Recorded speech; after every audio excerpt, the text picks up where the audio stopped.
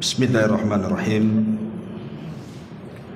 Assalamualaikum warahmatullahi wabarakatuh.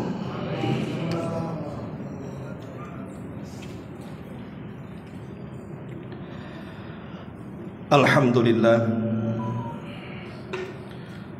alhamdulillahilladzi asra bi'abdihi laylan minal masjidil haram ilal masjidil aqsa. Asyhadu an la ilaha illallah wahdahu rabbi la syarika lah, wa asyhadu anna Muhammadan abduhu wa rasuluhu alladzi la nabiyya ba'dah. Amma ba'du, ma'asyiral muslimin rahimakumullah. Alhamdulillah, di malam hari ini kembali kita bisa duduk untuk bertalabul ilmi di Masjid Muhajirin. Salat dan juga salam kita hadiahkan kepada Rasul kita Nabi besar Muhammad sallallahu alaihi wa ala alihi wasallam. Karena kita masih berada di bulan Rajab, maka kita diingatkan dengan peristiwa besar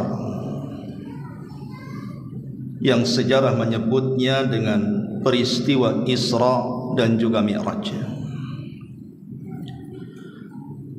Walaupun peristiwa Isra dan Mi'raj ini memang susah ditentukan kapan bulannya dan kapan tahunnya, karena sebagian para ulama mengatakan bahwa peristiwa ini terjadi di hari Senin tanggal 12 Rabiul Awal.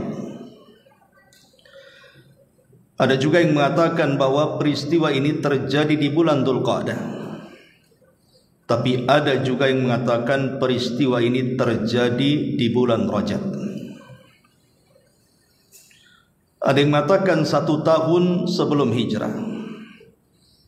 Ada yang mengatakan 2 tahun sampai 5 tahun sebelum hijrah. Artinya untuk menentukan peristiwa ini akan sulit karena banyak perselisihan ulama tentang kapan terjadinya. Tapi umumnya masyarakat, mereka mengenal peristiwa ini apabila datang bulan Rajab. Ma'asyiral muslimin yang dimuliakan Allah Subhanahu wa taala, saya tidak hendak menceritakan secara detail perjalanan Isra Mi'raj, mungkin secara singkat saja, karena sering juga saya jelaskan di sini. Tetapi yang paling penting dari peristiwa ini adalah pelajarannya, hikmah dan ibarahnya. Apa yang kita bisa petik dari pelajaran Isra Mi'raj ini? Karena kisah ini bukan didengar kemudian merasa lezat ketika mendengarkannya, tetapi kisah itu harus diambil setiap kalimat per kalimatnya tentang apa yang bisa kita ambil pelajaran dari peristiwa besar ini. Ma'asyiral muslimin rahimakumullah, kita tahu bahwa peristiwa Isra Mi'raj ini terjadi setelah Amul Hazni, tahun kesedihan yang dialami Nabi SAW saat meninggalnya 2 manusia sebagai penopang dakwahnya. Pertama Abu Talib, yang merupakan pamannya, walaupun di atas kekafirannya, tetapi jasanya tidak bisa dianggap rendah terhadap Islam. Kemudian yang kedua Khadijah, istri tercintanya, yang beriman sebelum manusia beriman, yang mensedekahkan seluruh hartanya sebelum manusia ada yang bersedekah, bahkan yang membenarkan apapun yang dikatakan Rasul ketika manusia mendustakan. Bahkan dari rahimnya lah keluar putra putri beliau alaihi salatu wassalam. Bagaimana tidak sedih? Bahkan Rasul SAW merasakan kesedihan ini sampai 1 tahun. Makanya tahunnya disebut Amul Hazni, tahun kesedihan. ketika wafatnya dua manusia mulia ini, gerak dakwah Nabi SAW mulai tersempitkan di kota Mekah. Bahkan ada ancaman-ancaman yang mengarah kepada pembunuhan. Maka Nabi SAW berinisiatif untuk mencari areal baru. Mudah-mudahan Allah membukakan tempat itu untuk dakwah Islam. Berangkatlah Rasul ke Taif. 10 hari dia di Taif, keliling dari kabilah ke kabilah, tapi tidak ada satupun kabilah di Taif yang menerima dakwah Rasul. Yang ada justru dibalas dengan kekerasan, dilempari Rasul dengan batu sampai lari 2 mil, kemudian sembunyi di kebun kurma antara Mekah dan Madinah, antara Mekah dan Taif. Disitulah Nabi SAW kemudian diganti oleh Allah Subhanahu wa taala. Ketika penduduk Taif tidak mau beriman, datang 7 jin dari Nasibah Yaman, mendengarkan Rasul yang sedang membaca Quran dalam salat fajar, kemudian mereka beriman. Qul uhiya ilayya annahu nafarum minal jinni faqalu inna sami'na qur'anan ajaba yahdi ila rusdi fa amanna bi. Maka jin-jin ini beriman kepada Nabi SAW. Maka 7 jin inilah sahabat dari kalangan jin pertama dalam Islam, yang karenanya ribuan jin masuk Islam. Kemudian Nabi SAW serba salah, mau masuk ke Mekah tidak bisa, kembali ke Taif juga terancam nyawanya. Akhirnya Nabi SAW meminta jaminan. Dapatlah orang baik, orang Mekah yang menjamin kehidupan Rasul, tetapi dengan syarat Rasul dilarang berdakwah terang-terangan. Maka dakwah Rasul kembali kepada sirriyah, dakwah sembunyi-sembunyi. Maka semakin sesaklah dada Nabi SAW, dan Allah tahu. Makanya Allah Subhanahu wa taala berfirman, qad na'lamu annaka yadiku sadruka bima yaqulun. Kami tahu wahai Muhammad, dadamu sesak, kata Allah, terhadap apa yang mereka lakukan kepadamu. Tetapi Allah Subhanahu wa taala ingin mempersiapkan Rasul, baik raga dan jiwanya, karena tantangan dakwah ke depan semakin besar. Maka Nabi SAW dihadiahi peristiwa besar yang akan menjadi oleh-oleh dia di dalam berdakwah ke depannya. Itulah peristiwa Isra dan juga Mi'raj. Bagaimana kisahnya?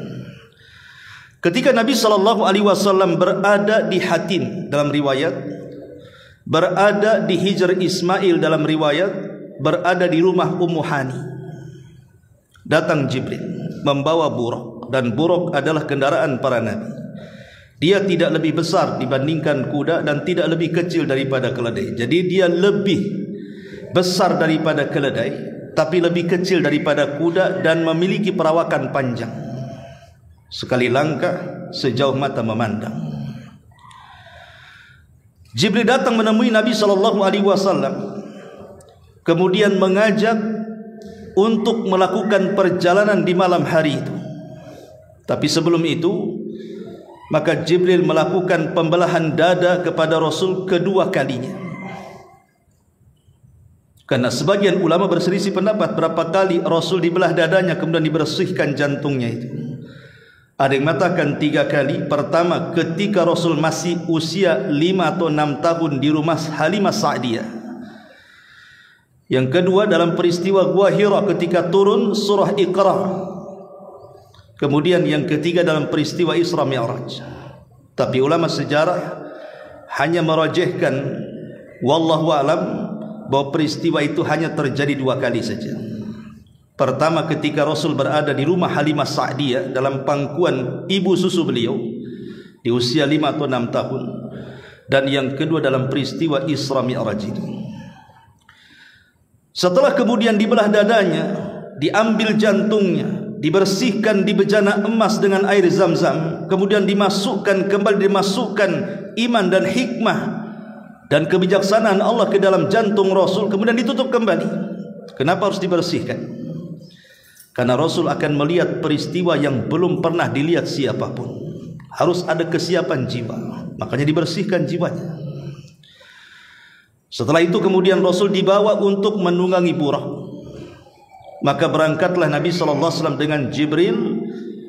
Peristiwa yang disebut dengan Isra. Isra itu perjalanan yang dilakukan di malam hari. Bahasa Arabnya disebut Isra. Maka berangkatlah Rasul dari Makkah Al-Mukarramah menuju Baitul Maqdis, Palestina. Tentu kalau perjalanan biasa, ada yang mengatakan di zaman itu menggunakan unta. Dari Mekah ke Palestina itu sekitar 40 hari. Berarti kalau pulang pergi sekitar 80 hari, 2 bulan lebih. Tapi bisa ditempuh dengan perjalanan sesingkat-singkatnya, hanya separuh malam saja. Ketika Nabi SAW kemudian naik ke atas buraq, langsung melesat menuju Baitul Maqdis. Sesampainya di Baitul Maqdis, rupanya sudah ditunggu di Masjidil Aqsa para nabi. Mereka datang dengan ruh-ruh mereka, karena bagaimanapun jasad mereka sudah dikubur, sehingga ruh-ruhnya hadir di masjid itu dan digambarkan kepada Rasul bahwa para nabi sedang berada di belakangnya. Bagaimana caranya? Allahu a'lam. Allah ala kulli syai'in qadir. Kemudian Nabi SAW diperintahkan oleh para nabi untuk menjadi imam. Seolah-olah para nabi ini memberikan estafet dakwah, bahwa engkaulah nabi terakhir yang akan meneruskan dakwah kami. Dari situlah Nabi SAW disebut Sayyidul Anbiya'i wal Mursalin, pemimpinnya para nabi dan rasul, karena memegang estafet terakhir dakwah semua para nabi. Kemudian Rasul pun mengimami mereka.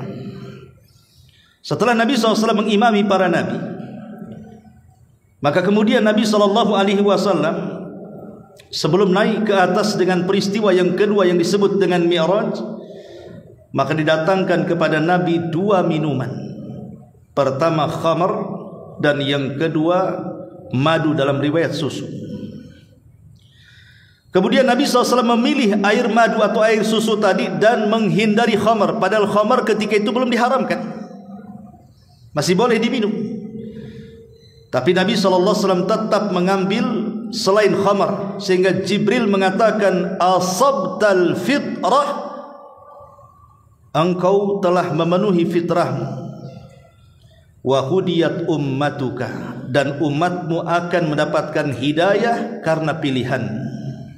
Coba bayangkan kalau ketika itu Rasul minum khamar dan meninggalkan susu, mungkin kita mabok tiap hari. Tapi Nabi SAW tidak mengambil khamar, karena tahu khamar itu merusak akal manusia. Maka mulailah Nabi SAW melakukan perjalanan yang disebut dengan Mi'raj. Perjalanan Mi'raj ini tidak dengan buraq, karena buraq itu binatang bumi. Rasul menambatkan buraq itu di dinding yang sekarang dikenal dengan dinding ratapan, yang menjadi tempat ibadahnya orang-orang Yahudi. Kemudian Nabi SAW dinaikkan dengan cara apa? Wallahu a'lam. Yang jelas bahwa Nabi SAW naik bersama Jibril menuju langit. Di langit pertama, Nabi SAW meminta izin kepada penjaga pintu langit, karena langit itu berbentuk bangunan, ada pintunya, dan pintu langit itu selaras dengan Masjidil Aqsa. Makanya Nabi SAW naik ke langit harus dari Masjidil Aqsa. Bisa saja kalau seandainya Allah mau dari Masjidil Haram, kan begitu, langsung ke langit. Tapi kenapa mesti ke Masjidil Aqsa? Karena pintunya lurus dengan masjid itu. Makanya kemudian Rasul naik dari situ, kemudian sampai ke langit pertama. Maka Jibril pun meminta izin kepada penjaga pintu langit itu. Kata penjaga pintu langit pertama, man, siapa kamu? Kata Jibril, saya Jibril. Waman ma'aka, siapa yang bersamamu? Kata Jibril, Muhammad. Awaqad uhiya ilai, apakah sudah diperintahkan dia boleh naik? Kata Jibril, na'am, ya. Maka dibukakanlah pintu langit itu. Naiklah kemudian Rasul ke langit pertama. Disitulah Rasul diperjumpakan dengan Nabi Allah Adam alaihi salatu wassalam. Kata Jibril, salim ala Adam abika ya Muhammad, ucapkan salam kepada bapakmu Adam. Maka Rasul mengatakan, assalamu alaikum ya Adam. Maka Adam menjawab, waalaikumsalam warahmatullahi wabarakatuh, marhaban bibnin salih wa nabiyyin salih. Selamat datang wahai putraku yang baik dan nabiku yang baik. Kemudian Nabi SAW melihat Adam. Apabila dia melihat ke kanan, dia tersenyum. Apabila dia melihat ke kiri, dia menangis. Kemudian dia bertanya kepada Jibril, kenapa dengan Adam itu? Maka Jibril mengatakan, Adam melihat ke kanan karena melihat anak keturunannya yang dimasukkan Allah ke dalam sorga, dia pun tersenyum bahagia. Apabila melihat ke kiri, ada dari anak keturunannya yang dimasukkan Allah ke dalam neraka, dia pun menangis sedih. Akhirnya Nabi pun naik lagi melesat ke langit yang kedua, dan jarak satu langit ke langit berikutnya itu menurut riwayat Abdullah ibn Mas'ud sejarak 500 tahun perjalanan. Naiklah ke langit kedua. Di langit kedua, Jibril ditanya lagi oleh penjaga pintu langit kedua, man, siapa anda? Kata Jibril, saya Jibril. Waman ma'aka, dan siapa yang bersamamu? Kata Jibril, Muhammad. Awaqad uhiya ilai, sudah diperintah dia? Sudah. Dibukalah pintu langit itu. Naiklah ke langit kedua, diperjumpakan dengan dua nabi. Pertama Isa bin Maryam, dan yang kedua Yahya putra Zakaria. Kata Jibril, salim alaihima, ucapkan salam kepada dua nabi itu wahai Muhammad. Maka Rasul pun mengucapkan salam. Kemudian dijawab salam, mereka mengatakan, marhaban bi akhin salihin wa nabiyyin salih. Selamat datang saudaraku yang baik dan nabiku yang baik. Kemudian Rasul pun naik ke langit ketiga, sama meminta izin kepada penjaga pintu langit. Kemudian di langit ketiga diperjumpakan dengan Nabi Allah Yusuf alaihi salatu wassalam, yang diberikan separuh ketampanan Adam alaihi salatu wassalam. Maka setelah kemudian mengucapkan salam kepada Nabi Yusuf dan dijawab, dan Yusuf mengatakan, marhaban bi akhin salih wa nabiyyin salih, selamat datang wahai saudaraku yang baik dan nabiku yang baik. Maka Rasul naik lagi ke langit yang keempat. Disitulah diperjumpakan dengan Idris alaihi salatu wassalam, yang Allah angkat dari bumi ke langit keempat. Wa rafa'nahu makanan aliyya, kami angkat Idris ke tempat yang tinggi, maksudnya ke langit keempat. Kemudian setelah mengucapkan salam, dijawab salam, Idris pun mengucapkan marhaban bi akhin salih wa nabiyyin salih, selamat datang saudaraku yang baik dan nabiku yang baik. Akhirnya Rasul pun naik ke langit kelima. Disitulah diperjumpakan dengan Nabi Allah Harun alaihi salatu wassalam, saudara Musa alaihi salam. Kemudian naik ke langit yang keenam, dijumpakan dengan Nabi Musa. Dijumpakan dengan Nabi Musa, yang nanti Nabi Musa ini akan berperan dalam peristiwa ini. Ketika Nabi SAW disyariatkan 50 waktu solat, akhirnya menjadi 5 waktu solat. Itu ada peran Nabi Musa di sini. Makanya kalau kita lihat Al-Quran itu kebanyakan kisah-kisahnya menceritakan tentang kisah dan kaumnya Bani Israel, seolah-olah ada ikatan antara kita kaum muslimin dengan Bani Israel. Maka kemudian setelah itu naik ke langit terakhir, langit ketujuh, berjumpa dengan Nabiullah Ibrahim alaihi salatu wassalam, di mana Rasul melihat muka Ibrahim persis seperti muka dia. Tidak ada nabi yang persis perawakannya dan mukanya melebihi Ibrahim dengan dirinya. Dan dia lihat banyak anak-anak yang bermain di sekitarnya. Ketika ditanya itu anak-anak siapa, itulah anak-anak orang kafir yang meninggal sebelum balik. Ma'asyiral muslimin yang dimuliakan Allah Subhanahu wa taala. Kemudian setelah itu Rasul dibawa oleh Jibril ke alam para malaikat. Karena peristiwa Isra itu Rasul melewati 3 alam. Alam manusia, alam malaikat, dan alam ketuhanan.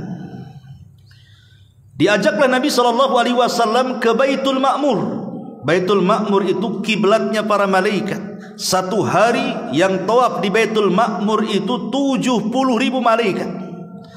Kemudian mereka pun pergi setelah tawaf dan tidak akan pernah kembali. Besoknya datang malaikat dengan jumlah yang sama 70.000, kemudian tawaf, kemudian kembali dan pergi, kemudian tidak kembali, dan begitu seterusnya, saking banyaknya malaikat. Makanya Allah mengatakan, wa ma ya'lamu junuda rabbika illahu wa ma huwa illa dzikra lil bashar.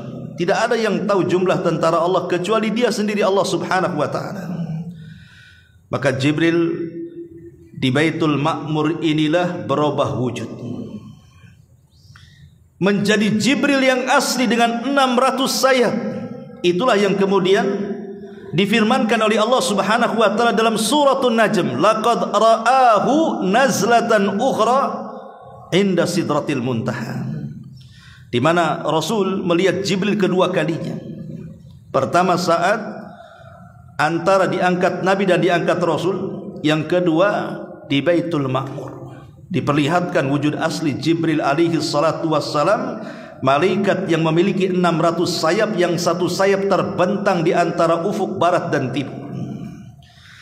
Ma'asyiral muslimin yang dimuliakan Allah Azza wa Jalla, dari sini Jibril meminta maaf kepada Rasul tidak bisa mengantar, karena alamnya bukan alam para malaikat lagi, sudah itu alam ketuhanan, Sidratil Muntaha, akhir daripada ilmu seluruh makhluk. Maka Nabi SAW kemudian diberikan raf-raf, semacam sayap begitu. Raf-raf itu diletakkan di bahunya, kemudian diterbangkan Allah sampai ke Sidratil Muntaha. Kemudian berjumpa dengan Allah di balik tabir, dan tabirnya Allah adalah cahaya. Makanya ketika Rasul ditanya, atau Aisyah radhiyallahu anha ditanya, apakah Rasul melihat Rabbnya dalam peristiwa Isra Mi'raj itu? Maka Aisyah mengatakan, Rasul pernah mengatakan, nurun inni ara, cahaya yang aku lihat. Artinya Rasul tidak bisa melihat langsung zat Allah karena terhalang dengan tabir. Disitulah terjadi dialog antara Nabi SAW langsung dengan Rabbul Alamin tanpa perantara Jibril. Makanya dari 25 Nabi dan Rasul yang disebut dengan Kalimur Rahman, Nabi yang pernah bicara dengan Allah tanpa perantara Jibril itu 3. Pertama Adam ketika di sorga, yang kedua Nabi Musa ketika di Bukit Tursina, dan Rasul kita Muhammad SAW dalam peristiwa Mi'raj di Sidratil Muntaha. Walaupun Kalimur Rahman itu lebih banyak disematkan kepada Nabi Musa, ya, karena Musa adalah Nabi yang paling banyak bicara secara langsung tanpa perantara dengan Allah Subhanahu wa taala. Makanya gelar Nabi Musa itu Kalimur Rahman, orang atau Nabi yang senantiasa berdialog dengan Allah tanpa perantara. Lah dalam dialog inilah Allah Subhanahu wa taala menurunkan perintah ibadah seagung-agung ibadah bagi manusia, ahammiyatus salat, ibadah salat. Ibadah salat itu awalnya 50 waktu. Coba bayangkan kalau seandainya kita salat 50 waktu, kapan kita kerjanya? Mungkin kita bisa masuk angin asik wudu saja. Tetapi Islam ini agama yang mudah, dan Allah yang kita anggap Tuhan kita adalah Rabbur Rahmah, pemilik rahmat kasih sayang kepada hamba-hambanya.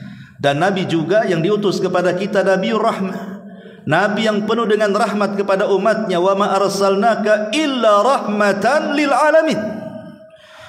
Tidaklah kami utus engkau Muhammad kecuali menjadi rahmat kasih sayang bagi seluruh makhluk. Bukan hanya orang yang beriman saja, seluruh manusia, manusia dan jinnya. Maka kemudian turunlah Rasul ketika di langit ke-6 berjumpa dengan Nabi Musa. Kata Musa, apa yang Allah perintahkan kepadamu wahai Muhammad? Kata Rasulullah, Allah memerintahkan kepadaku 50 waktu salat. Kata Nabi Musa, jangan kau lakukan.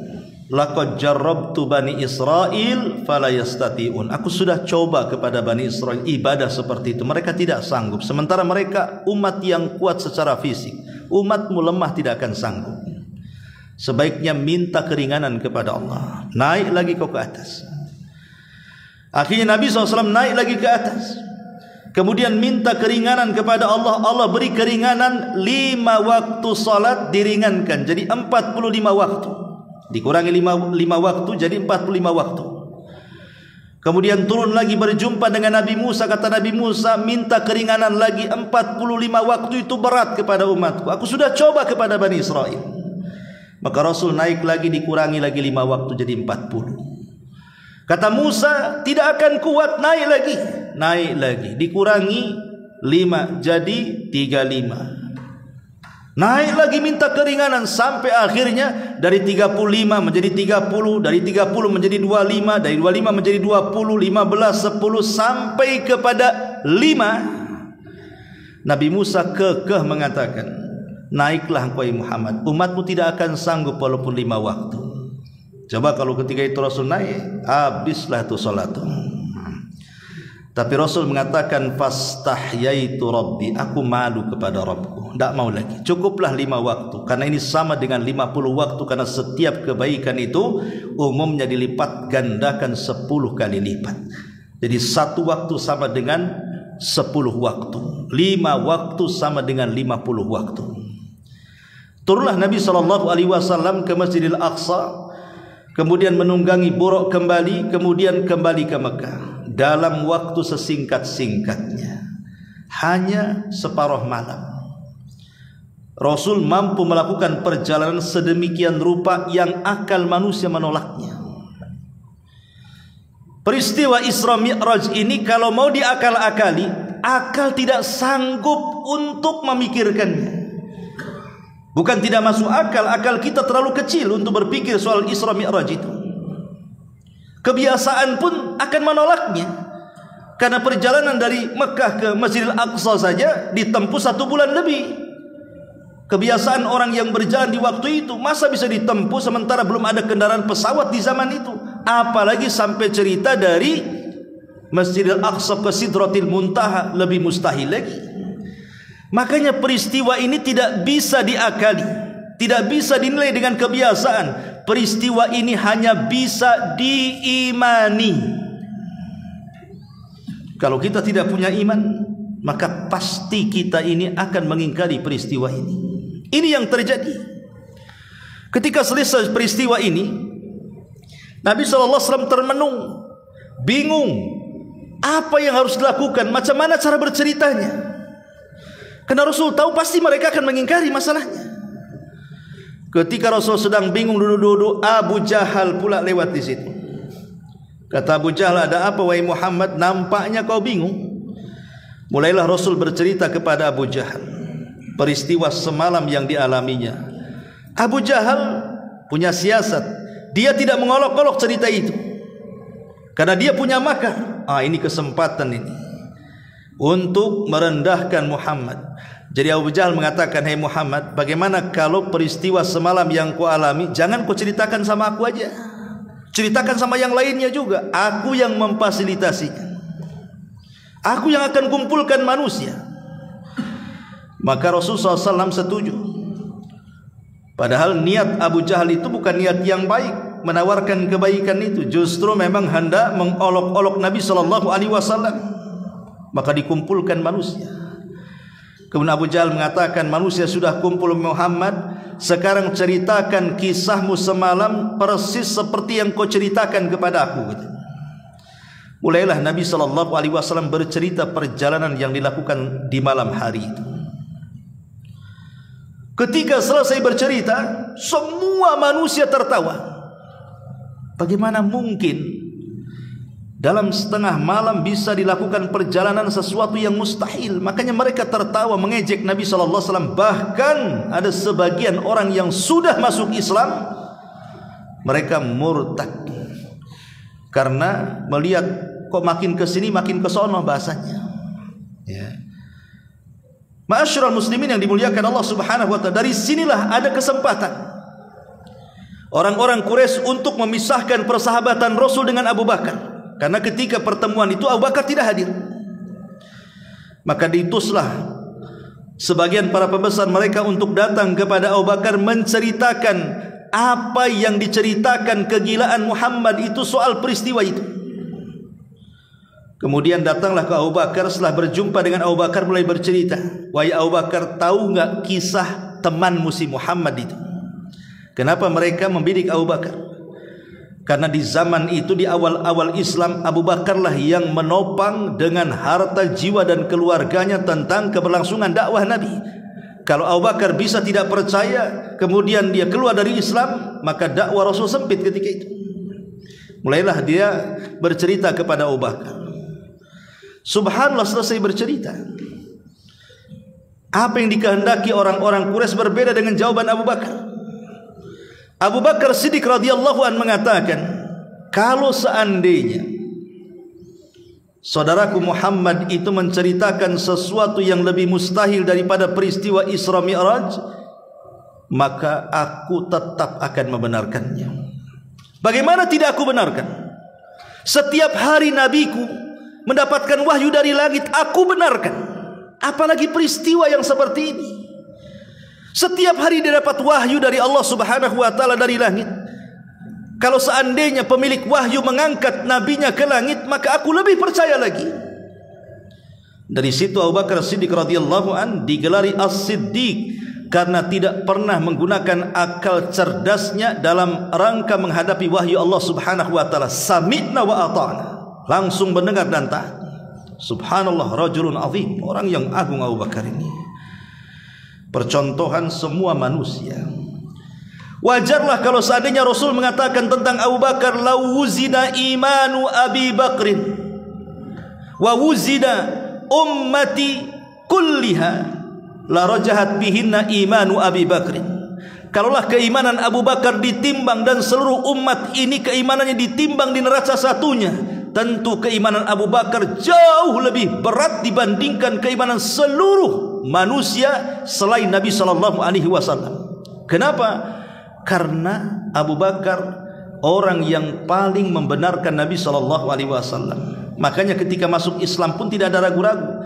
Ketika semua sahabat diajak masuk Islam, jawabannya nanti dulu, dipikir dulu apakah betul dia nabi, dan begitu seterusnya. Abu Bakar tidak ada keraguan dan mengatakan asyhadu an la ilaha illallah wa anna Muhammadar Rasulullah. Itulah Abu Bakar As-Siddiq radhiyallahu anhu. Ma'asyiral muslimin yang dimuliakan Allah Subhanahu wa taala, baik ini peristiwa global. Banyak yang saya luputkan dari peristiwa ini karena kita akan petik pelajarannya. Ya.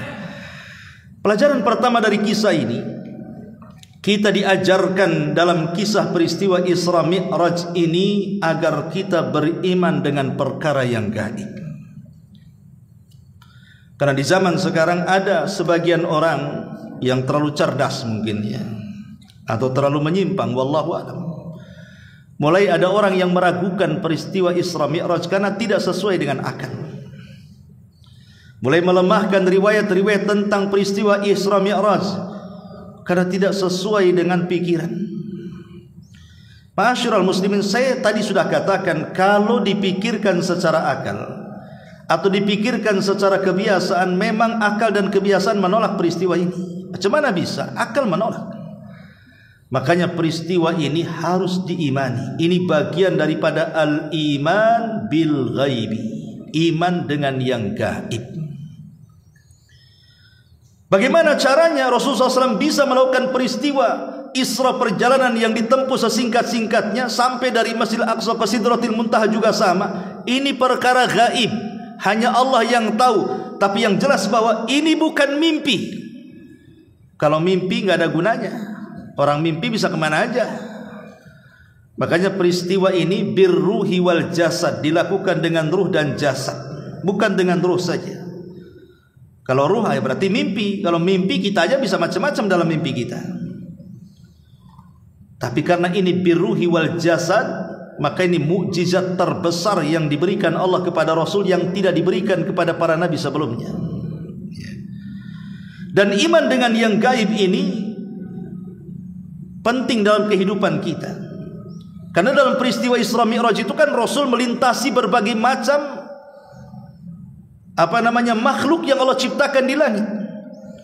Dia menembus langit pertama, kedua, ketiga sampai ketujuh, berjumpa dengan para nabi, berjumpa dengan para malaikat, melihat Baitul Ma'mur, melihat sorga, melihat neraka. Semua diperlihatkan. Ini kan perkara gaib. Makanya kenapa Allah Subhanahu wa taala memulakan di awal surah dalam Quran surah Al-Baqarah itu, ciri-ciri orang-orang yang bertakwa adalah alladzina yu'minuna bil ghaib. Mereka orang yang bertakwa itu orang-orang yang beriman dengan yang gaib. Karena pengaruh beriman yang gaib itu akan luar biasa. Allah itu gaib. Siapa yang pernah melihat Allah? Tidak ada yang pernah melihat Allah. Bahkan tidak akan sanggup melihat Allah selama kita masih hidup di dunia. Sekelas Nabi Musa saja meminta kepada Allah Subhanahu wa taala dan mengatakan, perlihatkan dirimu ya Rabb. Maka Allah mengatakan, lantarani, kau tidak bisa melihat wahai Musa. Tapi kalau engkau penasaran juga, ungdur ilal jabal, lihat gunung Batu Tur itu. Kalau seandainya aku menampakkan diri kepada gunung itu dan gunung itu tetap berdiri kokoh di tempatnya, fasaufa tarani, engkau akan melihat aku. Apa yang terjadi kata Allah dalam Quran? Falamma tajalla rabbuhu lil jabali ja'alahu dzakka wa sara Musa sa'iqa. Ketika Allah menampakkan dirinya ke hadapan gunung yang sangat kokoh, yang penuh dengan bebatuan itu, tiba-tiba gunung itu bergegar kemudian hancur berantakan. Musa terkejut sampai pingsan. Ketika dia sudah tersadar, dia mengatakan, tubtu ilaika, aku tobat ya Rabb, aku tidak akan meminta dirimu untuk ditampakkan. Tetapi Allah bisa dilihat kapan? Kelak ketika kita di sorga. Dan itu nikmat terbesar yang Allah anugerahkan kepada kita. Ma'asyiral muslimin rahimakumullah. Makanya kalau orang beriman dengan yang gaib, terutama beriman kepada Allah Subhanahu wa taala pertama, maka kita akan merasa diawasi Allah, diawasi oleh zat yang gaib. Tertanamlah sifat muraqabah, sehingga dalam bicara dan tingkah laku pun kita berhati-hati karena merasa dilihat. Yang kedua, tertanam sifat takut. Takut kalau seandainya setiap gerak-gerik kita diawasi Allah, kemudian Allah Subhanahu wa taala mengirimkan balanya kepada kita dengan kemaksiatan yang kita lakukan. Dari sini ada dorongan untuk senantiasa melaksanakan ketaatan dan menjauhi kemaksiatan, karena rasa takut dari beriman ke yang gaib tadi. Dan muncullah tumakninatun nafsi, jiwa akan tenang. Kalau kita yakin adanya Allah Subhanahu wa taala walaupun gaib, jiwa kita akan tenang. Kenapa? Karena kita akan terus diawasi Allah, di mana semua hajat-hajat kita tinggal minta kepada zat yang gaib, Allah Subhanahu wa taala. Sehingga timbullah takwa, timbullah tazkiyatun nafas, dan begitu seterusnya. Karena begini ikhwatu fiddin yang dimuliakan Allah Subhanahu wa taala, perkara gaib ini kan macam-macamnya. Kita pakai logika dulu. Jangankan cerita agama, cerita kita saja sehari-hari. Saya di hadapan Anda, bagi saya depan Anda itu adalah perkara yang tidak gaib. Saya menghadap Anda, saya lihat Anda, berarti di depan saya tidak gaib, tapi di belakang saya gaib. Saya nggak lihat ke belakang. Sama juga dengan Anda di sini, di belakang Anda gaib bagi Anda, tapi Anda tidak akan gaib ketika melihat ke arah saya. Tapi saya bisa melihat ke belakang Anda sebagaimana Anda bisa melihat ke belakang saya. Yang gaib bagi saya nampak bagi Anda, yang gaib bagi Anda nampak bagi saya. Itu di dunia saja kan, logikanya kan begitu. Atau contoh kita sendirian. Ketika kita sendirian, ada 6 arah bagi kita. Depan 1, belakang 2, kiri 1, kanan 2, udah 6. Atas, bawah. Berarti arah kita itu ada 6 kan. Atas, bawah, depan, belakang, samping kiri, samping kanan. Dalam satu waktu bisa kita melihat ke 6 arah? Tidak bisa. Kalau kita mengarah ke kiri, kanan gaib bagi kita. Kita mengarah ke atas, bawah gaib bagi kita. Kita mengarah ke depan, belakang gaib bagi kita. Itu di dunia. Zaman juga sama. Apa yang sudah lewat menjadi gaib bagi kita. Apa yang akan datang memang gaib, belum tahu kita apa yang akan terjadi. Ya sekarang ini yang tidak gaib bagi kita. Lah ini perkara di tengah-tengah manusia saja. Kita tidak bisa gitu menembus kegaiban-kegaiban yang ada di sekeliling kita. Dan itu harus kita imani, karena kita rasakan memang ada yang gaib itu.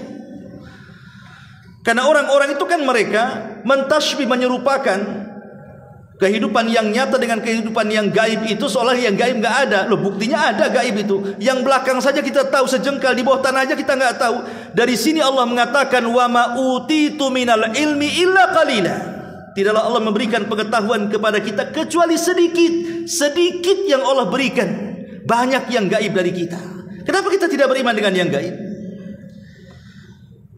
Ma'asyiral muslimin, kalau Allah Subhanahu wa taala memberangkatkan Rasul sallallahu alaihi wasallam dalam peristiwa besar Isra Mi'raj itu, kemudian kita ingkari, maka Anda mengingkari qudratullahi azza wajalla, kemampuan Allah Subhanahu wa taala. Hari-hari kita bisa melihat kemampuan Allah. Bagaimana Allah terbitkan matahari dari arah timur, tenggelam di barat. Siapa yang bisa melakukannya? Tidak ada yang bisa melakukannya. Sekelas Namrud yang mengaku Tuhan, ketika Ibrahim berdebat dengan Namrud dan mengatakan, wahai Namrud, Tuhanku mendatangkan matahari dari arah timur, fa'ti biha minal maghrib. Kau datangkan dari barat sekarang.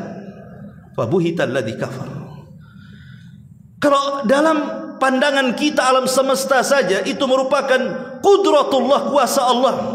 Allah bisa menciptakan langit dengan ngambang tanpa tiang. Allah bisa menjalankan matahari setiap hari seperti itu. Kenapa Allah tidak sanggup memperjalankan Nabi dari Masjidil Haram ke Masjidil Aqsa ke Sidratil Muntaha? Wa ma qadarullaha haqqa qadri. Sesungguhnya mereka tidak benar-benar mengagungkan Allah Subhanahu wa taala dengan sebenar-benar pengagungan. Kalau orang mengagungkan Allah, maka kita harus yakin dengan peristiwa ini. Ma'asyiral muslimin yang dimuliakan Allah Subhanahu wa taala. Ini yang pertama, ditanamkan kepada kita al-imanu bil ghaib. Yang kedua, pelajaran Isra Mi'raj ini menjelaskan kepada kita tentang ahammiyatus salati, tentang pentingnya salat, ikhwan. Karena oleh dalam peristiwa ini adalah salat. Dan kalau kita bicara tentang salat, salat adalah Isra dan salat juga adalah Mi'raj. Bagaimana kita katakan salat itu Isra dan salat itu Mi'raj? Setiap hari kita mengadakan Isra Mi'raj. 5 waktu lagi kita mengadakan Isra Mi'raj dalam salat kita. Salat disebut Isra karena dalam salat kita, di permulaan syariat salat, kemana kiblat kita? Ke Baitul Maqdis. Permulaan salat itu ke Baitul Maqdis, bukan ke Masjidil Haram. 6 bulan Rasul menghadap Baitul Maqdis.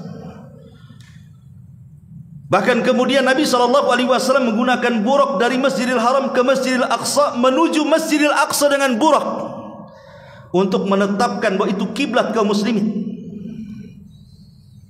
Bahkan setelah hijrah juga masih menghadap kiblat. Kemana? Ke Baitul Maqdis, bukan ke Masjidil Haram.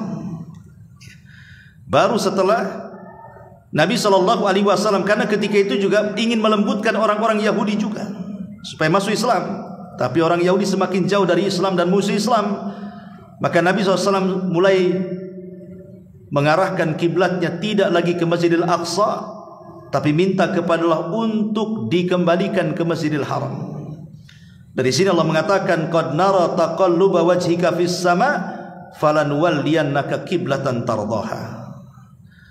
Jadi salat itu juga bagian daripada Isra, karena Baitul Maqdis itu sempat menjadi kiblat kaum muslimin.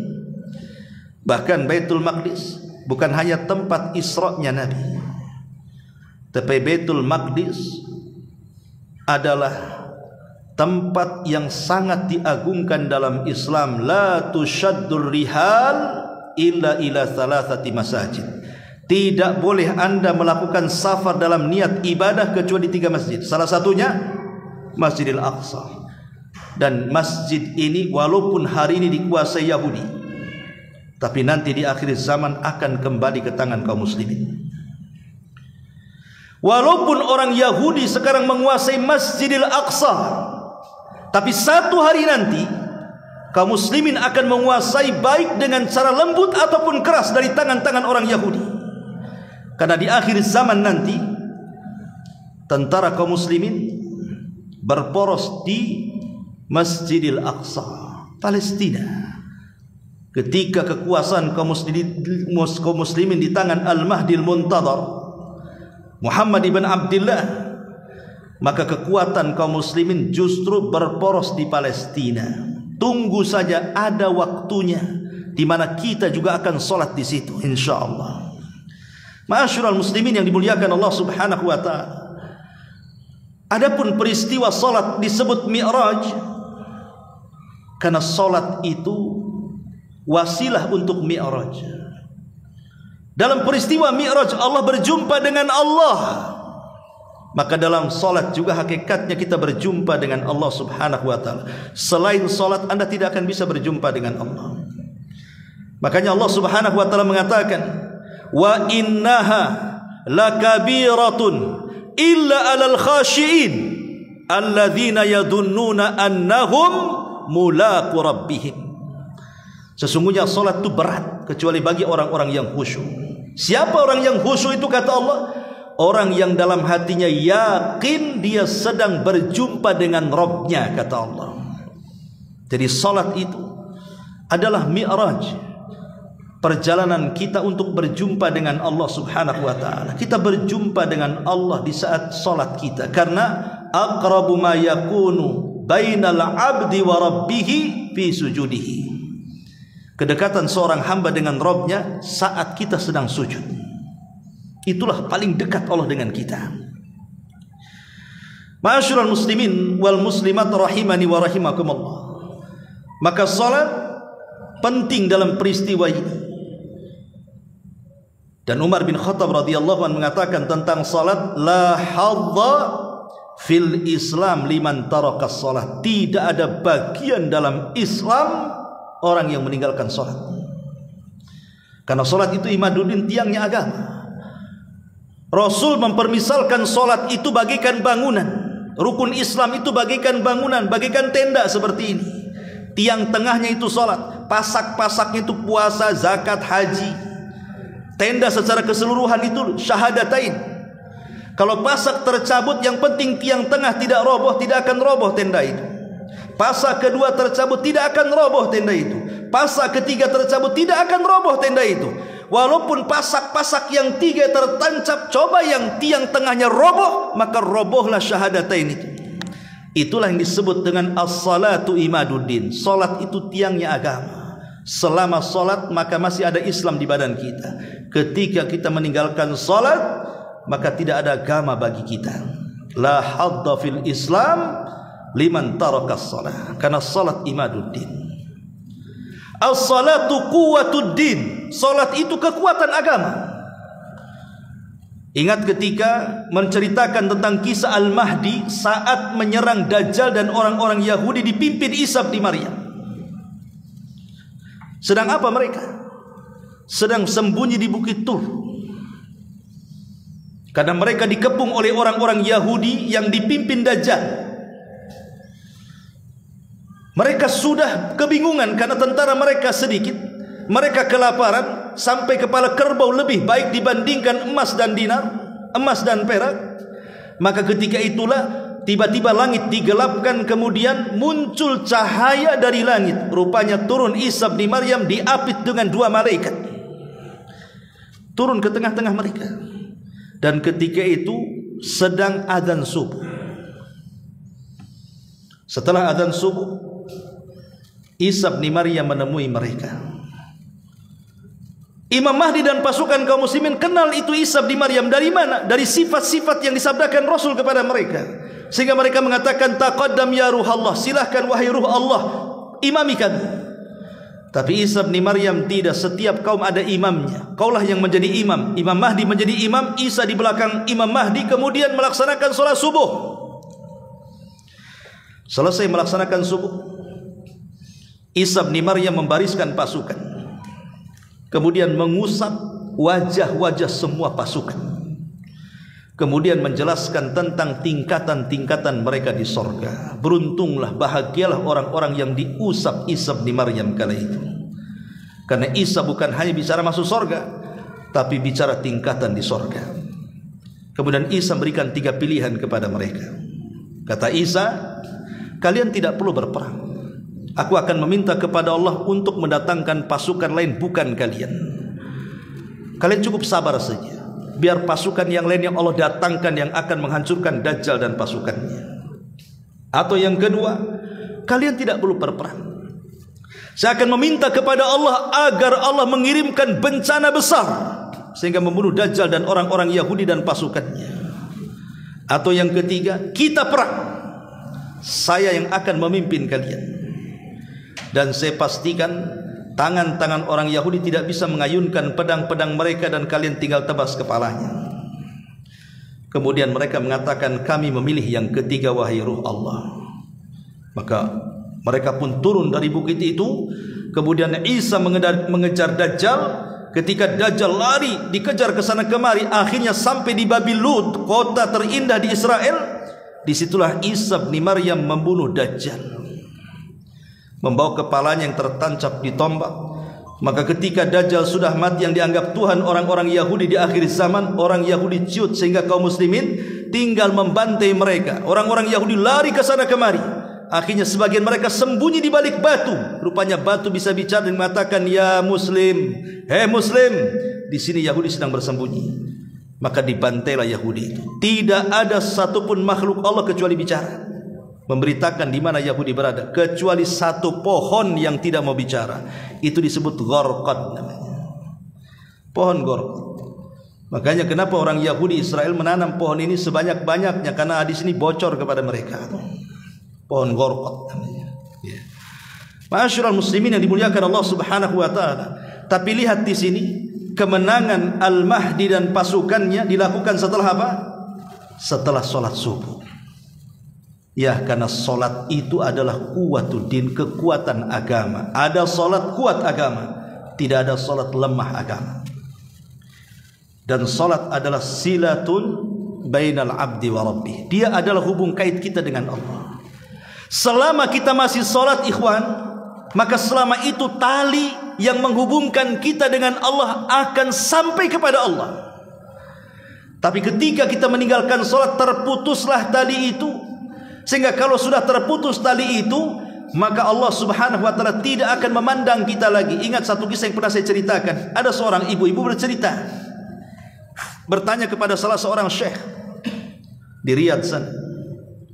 Kata ibu ini, syekh, aku punya anak-anak, dari kecil, remaja, dewasa, hidupnya tidak pernah bahagia. Macam-macam musibah diterima anak saya. Dan sekarang anak saya stroke, terbaring di kursi roda. Apakah anak saya terkena sihir wahai syekh? Tapi syekh tidak menjawab. Syekh hanya mengatakan, apakah putramu sholat wahai ibu? Maka ibu ini mengatakan, itulah masalahnya wahai syekh, anak saya tidak pernah sholat sejak kecil sampai sekarang. Maka syekh ini mengatakan, anakmu tidak terkena sihir, tapi anakmu terputus hubungannya dengan Allah Subhanahu wa taala. Itulah yang ditimpakan Allah kepada anakmu. Bagaimana tidak, orang yang meninggalkan sholat itu terlaknat. Bangun tidur dilaknat Allah, siang-siang dilaknat Allah, sore-sore dilaknat Allah, belum tidur dilaknat Allah, tidurnya pun terkena laknat Allah Subhanahu wa taala. Satu hari 5 kali dilaknat. Macam mana anakmu akan bahagia? Maka dari sini kita tahu ahamiyatus shalah. Di sini ada pentingnya salat, kan itu yang menghubungkan kita dengan Allah. Dan salat itu tuma'ninah, at-tuma'ninatu nafsi. Tuma'ninatu nafsi. Salat itu yang membawa ketenangan hidup, ikhwatu fillah. Makanya Rasul mengatakan kepada Bilal, ya Bilal, arihna bis salat. Ya Bilal, kita tenangkan jiwa kita dengan salat. Rasul menenangkan jiwa itu dengan salat. Bahkan Nabi SAW apabila ada masalah yang berat, yang besar, yang tidak bisa keluar dari masalah itu, apa kata Hudzaifah ibnul Yaman? Kana an-nabiyyu sallallahu alaihi wasallam idza hazabahu amrun fazi'a ila shalah. Rasul itu kalau ada kesulitan yang tidak bisa keluar dari situ, maka Rasul langsung sholat, langsung menghubungkan diri dengan Allah, karena tahu kesulitan datang dari Allah dan hanya Allah yang bisa menguraikannya. Maka Rasul langsung sholat. Itu yang dilakukan Ibrahim saat istrinya diambil oleh Raja Dhalim Mesir. Karena cantiknya istrinya, diambil sama Raja Mesir. Ibrahim tidak bisa apa-apa. Ibrahim hanya bisa sholat, meminta kepada diselamatkan istrinya. Ketika istrinya dihadapkan ke raja karena cantik, hampir saja dijamahnya, tiba-tiba Sarah berdoa kepada Allah, tiba-tiba tangan raja stroke, tidak bisa apa-apa. Kata raja ini, tolonglah doakan kepada Rabbmu wahai Sarah agar tanganku sembuh. Akhirnya didoakan sembuh, tapi masih penasaran, ingin menjamah lagi, didoakan lagi, stroke lagi, sampai 3 kali. Ketakutan raja ini, akhirnya mengatakan kepada prajuritnya, kalian kusuruh membawa manusia, kau suruh pula bawa setan kemari, katanya. Akhirnya diusirlah Sarah, pergi, jangan ganggu aku, sebagai hadiahnya ambillah budakku nih, namanya Hajar. Kasih hadiah Hajar, pulang Sarah, selamat. Kenapa? Kata para ulama, karena rahasia solatnya Ibrahim alaihi salatu wassalam. Solatlah yang menolong Sarah sehingga diselamatkan dari raja itu. Maka peristiwa Isra Mi'raj ini adalah peristiwa yang menjelaskan kepada kita tentang ahammiyatus shalah, pentingnya salat. Yang ketiga, peristiwa ini adalah al-ikhtibar lil iman. Peristiwa ini sebagai ikhtibar, ujian tentang keimanan. Karena di zaman itu juga, di zaman Rasul, banyak yang iman para sahabat itu hilang gara-gara peristiwa ini. Hanya sebagian sahabat kecil yang mempercayainya. Sebagian besar mereka ragu-ragu, kemudian sebagiannya lagi murtad, naudzubillah. Ini sebagai ikhtibar. Ahasiban nas an yutraku an yaqulu wa hum la yuftanun. Apakah manusia mengira setelah mengatakan saya beriman mereka tidak diuji? Mereka diuji. Diuji keimanannya. Apakah membenarkan peristiwa ini ataukah mendustakannya? Makanya penting seseorang itu memandang sahabat-sahabat yang sabat ala din, bagaimana mereka istiqomah di atas agamanya. Seperti Abu Bakar pertama kali membenarkan peristiwa ini. Setelah melihat para sahabat, Abu Bakar membenarkan, disusul Umar, disusul Utsman, disusul Ali, disusul al-asyaratul mubasysyiruna bil jannah. Ma'asyiral muslimin yang dimuliakan Allah Azza wa Jalla. Oleh karena itulah maka peristiwa ini jadikan momen kepada kita untuk semakin mantap lagi bahwa memang peristiwa itu berlaku dan terjadi, dan Allah Maha Kuasa untuk melakukannya. Logika mengatakan, kalau seandainya ada seekor semut, saya mau terbang ke Jakarta nih, akhirnya saya bawa tas, ada seekor semut masuk ke tas saya, ke bawah, terbanglah ke pesawat Lion Air itu sampai di Jakarta. Nggak keluar juga semut itu dari tas. Kemudian sampai saya pulang lagi ke Batam, semut ini turun. Kemudian ceramah di hadapan teman-teman semut, aku habis dari Jakarta loh. Kira-kira percaya tak teman-teman semut? Gila kau ini, katanya. Kau dari mana? Masa dari Jakarta? Saya aja tak punya, Jakarta pula. Kan logika seperti itu kan. Kalau ini bisa mungkin kan? Nggak mungkin. Mungkin kita bawa semut ke Jakarta balik lagi, mungkin. Tapi kalau seandainya sama semut bercerita, pasti dibilang mustahil. Nah, sama juga gitu ke peristiwa ini seperti itu. Tapi kan bisa dilogikakan. Makanya ini sebuah ikhtibar dari Allah Subhanahu wa taala tentang keimanan. Bahwa iman kita ini senantiasa diuji. Jangan salah, bukan hanya dengan peristiwa Isra Mi'raj saja, dengan peristiwa-peristiwa yang lain iman kita ini akan diuji. Diuji dengan musibah, entah dari segi kesehatannya, entah dari segi ekonominya, entah dari segi keluarganya, entah dari ucapan manusia yang menyakitkannya, dan begitu seterusnya. Pasti manusia itu diuji. Maka perlu memupuk keimanan. Yang keempat, ketika Nabi SAW berdakwah ke Taif, tapi orang-orang Taif menolaknya, maka Allah ganti dengan Aqsa. Makanya Taif tidak ada keutamaan. Kalau sekiranya Rasul ke Taif, kemudian orang Taif menerima, tentu peristiwa ini tidak akan terjadi. Karena terjadinya peristiwa ini karena Rasul merasa sesak dadanya ke sana kemari sampai ke Taif. Itulah pelajaran yang pernah diceritakan Rasul kepada Aisyah. Aku tidak pernah mengalami ujian terberat kecuali dengan orang Taif, katanya. Karena dia melempari mulai dari anak kecil, perempuan, orang tua, semua sepakat mengusir Nabi. Karena mereka enggan untuk memeluk Islam. Maka Allah gantikan tempat termulia menjadi Aqsa. Bayangkan dalam peristiwa Taif itu, malaikat Jibril sampai datang menemui Nabi, membawa 2 malaikat penjaga bukit, dan mengatakan, "Hai Muhammad, coba kau ngomong saja 2 malaikat ini, maka 2 malaikat ini akan membawa 2 bukit yang mereka jaga untuk dibenturkan kepada mereka yang mengingkari dakwah." Kalau mungkin kita di posisi Nabi, mungkin ialah lemparkan aja lah, kurang ajar itu kan. Tetapi Nabi itu diutus dalam rangka menebar rahmat. Dia hanya mengatakan, "Jangan wahai Jibril." Kemudian dia berdoa kepada Allah, "Allahumma hdi biqaumin fa innahum la ya'lamun." Ya Allah, berikan hidayah saja kepada mereka. Mereka kaum yang tidak tahu kalau aku nabinya.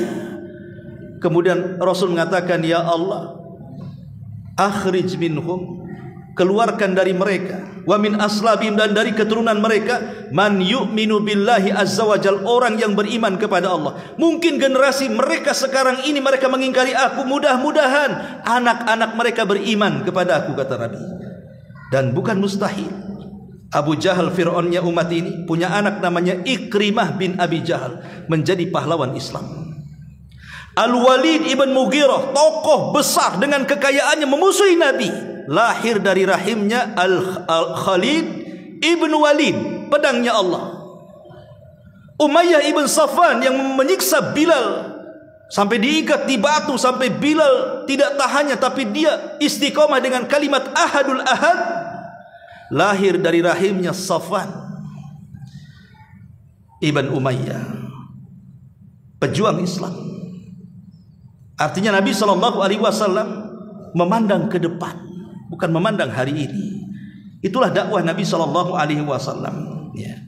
Ma'asyiral muslimin yang dimuliakan Allah Subhanahu wa taala, dan yang terakhir tentunya karena waktu juga, peristiwa ini menjadi tasfiyah dan tarbiyah bagi kita. Tasfiyah itu artinya membersihkan jiwa, tarbiyah itu artinya mentarbiyah jiwa. Setelah dibersihkan kemudian ditarbiyah. Karena tadi saya katakan di awal bahwa peristiwa ini menjadikan ikhtibarul iman, ujian bagi iman. Iman kita diuji di sini, dibersihkan. Allah hendak membersihkan dengan peristiwa ini. Baru setelah itu adanya tarbiyah di sini, bahwa apapun yang dikatakan Nabi SAW masuk di akal atau tidak, diketahui hikmahnya atau tidak, maka kita selaku umatnya wajib mentarbiyah diri dengan mengatakan sami'na wa ata'na. Kita dengar, kita taat, selesai. Karena ada perkara-perkara yang tidak bisa dijangkau akal, ada perkara-perkara yang tidak bisa dicari hikmahnya. Tapi yang jelas bahwa apapun yang disabdakan Nabi SAW, kalau itu perintah pasti ada kebaikannya, kalau itu larangan pasti ada madaratnya. Karena yang dikatakan Rasul adalah wahyu yang diwahyukan kepadanya, wa ma yantiqu anil hawa in huwa illa wahyun yuha.